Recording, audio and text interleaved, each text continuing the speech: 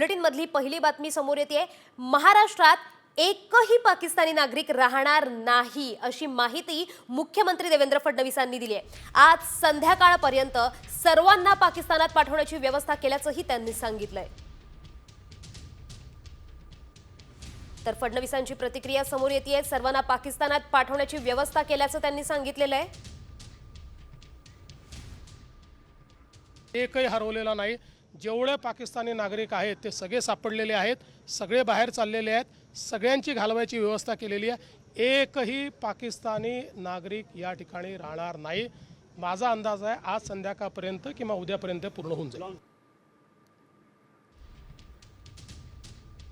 तर आता महाराष्ट्रात किती पाकिस्तानी आहेत? तर ठाण्यामध्ये 19 पाकिस्तानी आहेत, नागपूरमध्ये 18, तर जळगावात एकूण 12 पाकिस्तानी नागरिक आहेत। पुणे शहरात 3 आहेत, तर मुंबईत 1 पाकिस्तानी नागरिक आहे।